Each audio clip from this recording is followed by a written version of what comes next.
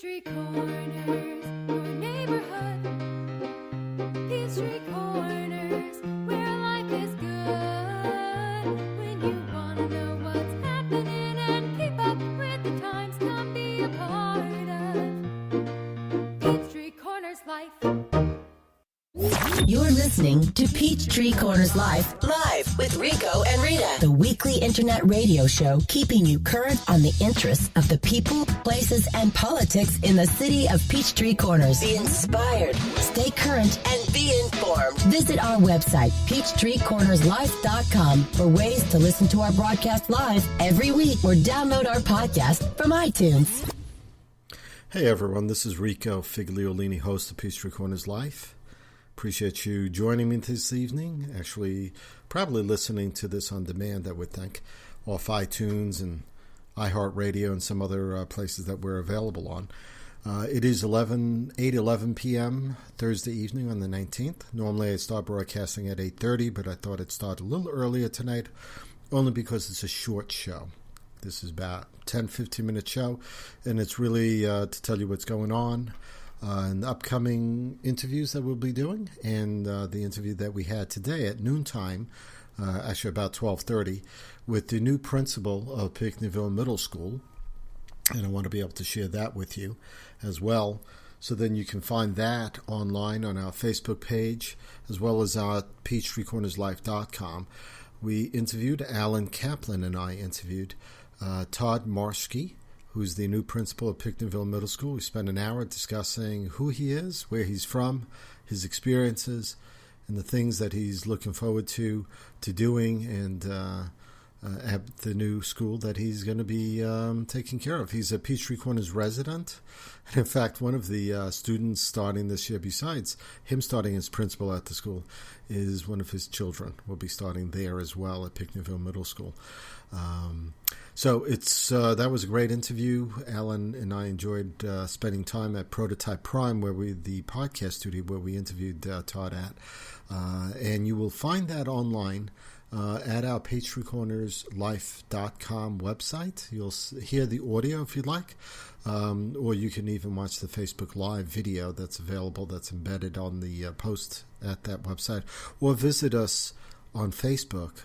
Just search for Peachtree Corners Life, and you'll see the Facebook Live video that we made during that discussion, during that hour. Great interview, and I encourage you to listen to it. Also, in the coming weeks, I'm setting up interviews with other people, interesting subjects that we'll be covering. Of course, the next Ed Hour in August will also have a special topic that we are currently developing. So we hope you can pick that up as well. The next interview that actually I have scheduled coming up is in a couple of weeks, and that one is with Beth Moore. Beth Moore is a Democratic candidate for a House seat that would represent a good portion of Peachtree Corners. It's a seat that's currently held right now by Republican Scott Hilton, and that interview is going to take place August the 9th, Thursday night at 8:30 p.m., Facebook Live, as well as the audio podcast. I encourage you to listen. Beth Moore has spent a year or more, I believe, campaigning for that seat as a Democrat, campaigning for, running for the primary and then being nominated as a Democrat to be up against Scott Hilton. So it'll be an interesting interview discussing a bit about Democratic politics, the issues that is important to her, and what she feels that she can bring to that seat and representing the city and the residents of Peachtree Corners, as well as others, because it's a larger district. So that's happening August 9th. I hope you attend through my Facebook Live stream of that. And in fact, if you have questions, no doubt, you can post them to the Facebook page on comments during the live stream, and I'll see about asking her those questions. So feel free to do that. Next week is my normal, after the City Council meeting on the fourth Tuesday of the month, is the prime lunchtime with Brian Johnson, city manager. He will be answering all sorts of questions that will pop up because of city council meeting Tuesday night and because of upcoming things that are going on, updates about things like Flippin' Trail, that the sinkhole that happened on one of the roads there, and being able to get updates on that from the city manager is really important. And I hope that that also is happening at noon on next Thursday. It's Facebook Live, so feel free to join us during that stream and at any part of it if you like. And feel free to put a comment or a question within the live stream commentary boxes, and I'll put that to Brian as well. He's all up to answering all sorts of questions. So, what else do I have? There's so many things going on, but we will be covering most of that next week as far as city issues and such. I do want to be able to introduce you to an issue that everyone knows about, which is the pedestrian bridge, which is moving forward with budgeting. But there are some people that are still opposed to the pedestrian bridge being budgeted and being placed out there, and they would like it to be held up for a year maybe until the town center is up, and that further studies can be made to see whether it's actually needed. Now, I myself don't have a problem with the bridge. I believe it's in its current form. I think that it's going to be a good landmark for the city. But, you know, there are opposing views, and I want to be able to have one shared tonight. Mim Harris, who's been an activist in Peachtree Corners, was able to record a podcast earlier podcast and a audio segment for us that talks about that. And I want to be able to stream that here. So for the next 7 minutes, you'll be discussing issues as she sees it with regard to the pedestrian bridge and next Tuesday's meeting at City Council at City Hall. So listen in. Good evening, fellow Peachtree Corners residents. I am speaking tonight to ask you to join me in protest by wearing red at the upcoming council meeting this Tuesday, July 24th at 7 p.m. The meeting is held at City Hall, 310 Technology Parkway in Peachtree Corners. Please wear red to stop the bridge between the town center and Forum. The following is an open letter I sent to Mayor Mason and Council with the reasoning why. Dear Mayor and Council, I write to you to express my deep concern over your recent approval of the bridge between the Forum and Town Center. Over 675 residents signed a petition asking you please wait to decide on this project until the Town Center is completed, and a study could be done to verify the need and value add the project would bring to our area. Since that time, the city conducted a pedestrian safety committee to look at ways to make our city pedestrian safe, and this bridge was the last in a long list of ways to improve safety. The most interesting part of the study is that there is a difference between those that need to walk and want to walk. This was something that I never truly considered, even though there was a time in my life that I needed to walk. I understand your desire to create that, but know our tax dollars could be better spent creating it than on the bridge you are supporting. Most of the people that live within walking distance have 2 or more cars. They will only walk when all conditions are perfect: weather, event, load carrying, health, time constraints. If you must support a bridge, I request you do it where the greater need exists. The studies show we have people that need to walk in the area by the Publix and Aldi. This is also an area that is in greater need of tax investment. The current proposed location has already received well over $20 million of our tax dollars. We should place the bridge where it offers the greatest safety and tax need. Another interesting fact from the study is that people take the shortest route. Regardless of safety, people take what is convenient and easy. That is why bridges are seldom used unless there is a natural barrier where it is needed, such as a river. Having it be the only accessible way across makes its use inevitable. Many that need to cross 141 will still push the crosswalk button at both Peachtree Corners Circle and at Medlock Bridge, as they will not want to walk the distance to the bridge, especially if they are going to the Ingalls Shopping Center or the Earth Fair Center. People always take the easiest, shortest route.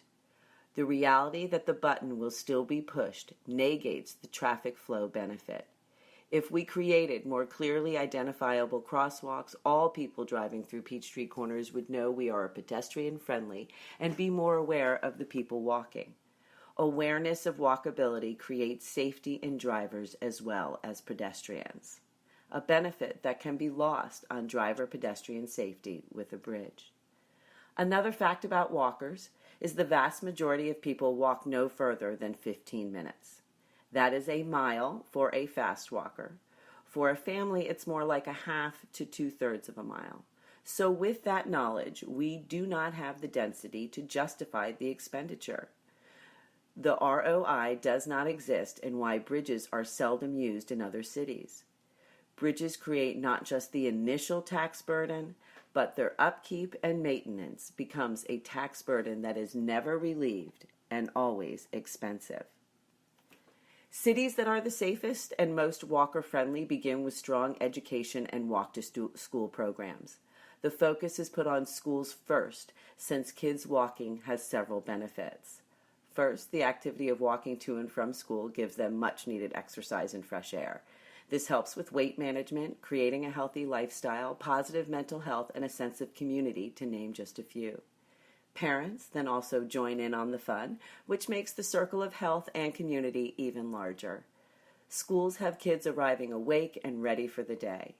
We can use up to 10% of SPLOST funds for education, and putting funding into our school benefits everyone.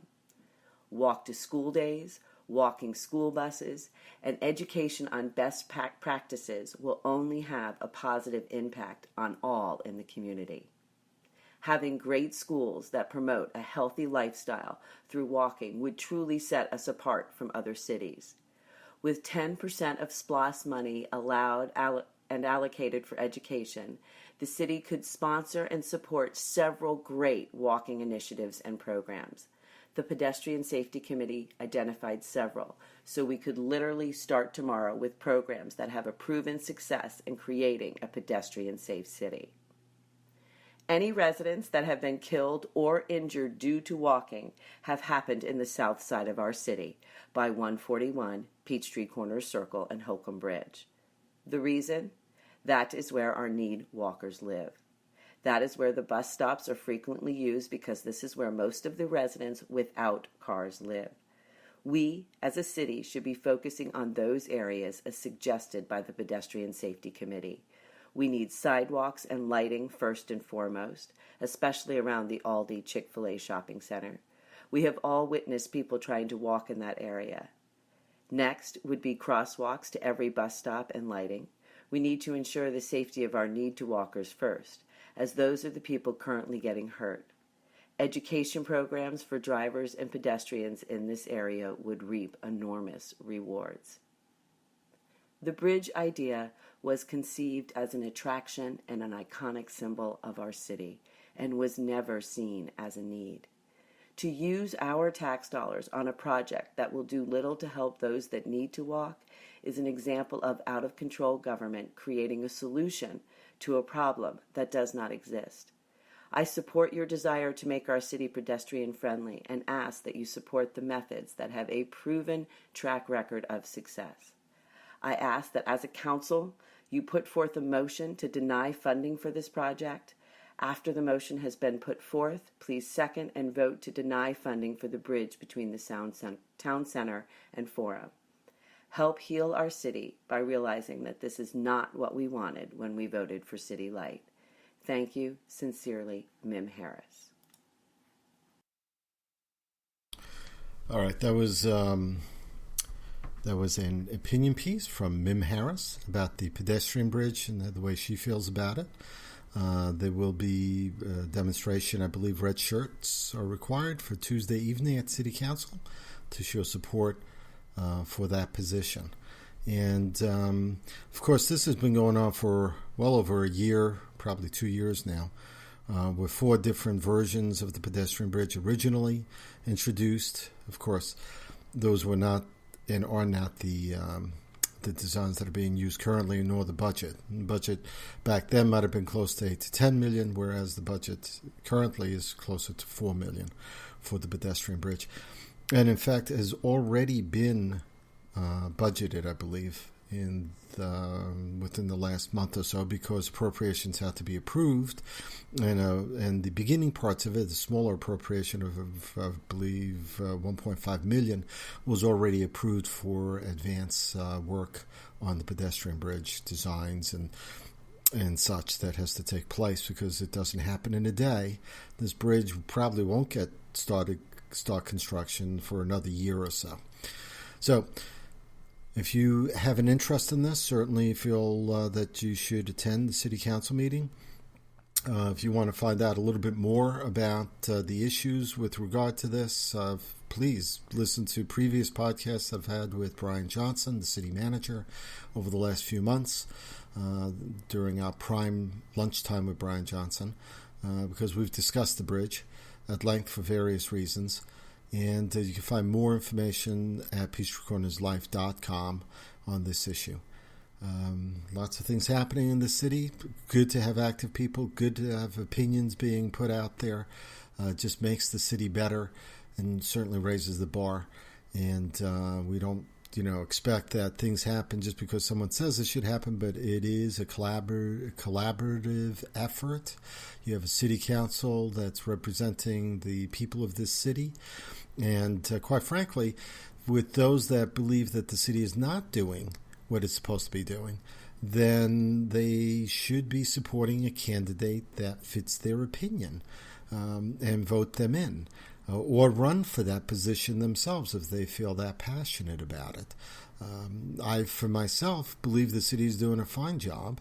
I had no problem with the city incorporating. In fact, I believe this area needed to have a city incorporated because I saw where the county was going when I was on the Planning Commission. And I only think it strengthens this area. That's my 2 cents and my opinion on this. But for those that don't feel that way, there's certainly the election process. Now, we can say a lot about the election process.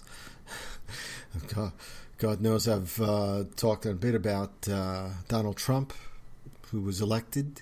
People didn't want standard things going on. They wanted to stir the pot, and there we have it. We have a Trump stirring the pot. Now, how that goes from here to there, I'm just saying that if you want to have a city that is responsive to your opinions and your needs, and it can't be responsive to everybody, there's always going to be someone not happy, but your opinion does matter.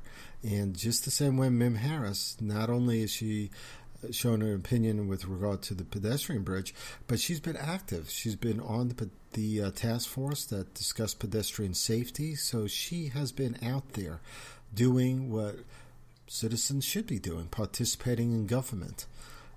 So that's my 2 cents on that one. I'll leave that be. We're going to have a political discussion with Beth Moore about politics and Democratic politics in Georgia, in the state of Georgia, in a couple of weeks, and her run for the state house seat that Scott Hilton currently occupies and is running for re-election on. Other elections through the year are going to be happening. There's going to be other discussions and other guests on the show. So I hope that you listen to the podcast. And if you're picking it off iTunes, I appreciate you put a review on there. If you're listening to this show from iHeartRadio or other areas that you can pick this show up, please leave a review. Follow us. That certainly does help build listenership on this. And share it with your friends. Certainly, I believe that some of the shows that we do probably resonates with quite a few people, and the opinions on the show of our guests in a variety of ways is really helpful. From Peachtree Corners Life to the Ed Hour about education that I do with Alan Kaplan, to the Prime Lunchtime with Brian Johnson, putting questions to the city manager once a month. These are important shows, I believe, that you guys should be sharing with your friends and the city of Peachtree Corners and letting people know about it. I would appreciate that, and I would also appreciate your opinion on who I should be interviewing, what guests we should have on the show, what subjects we should be covering. And feel free to tell me that. Go to my Facebook page on Peachtree Corners Life. Go to our peachtreecornerslife.com website to see what else is going on in the city. And I thank you for listening. So join me next week when we'll be discussing other issues and when I will have Brian Johnson at noontime on our Facebook Live. Thank you and have a great evening. Thanks for listening to Peachtree Corners Live with Rico and Rita. Check out our Facebook page, download the Spreaker radio app for Apple, Android, and Windows devices, and subscribe to our weekly newsletter at peachtreecornerslife.com.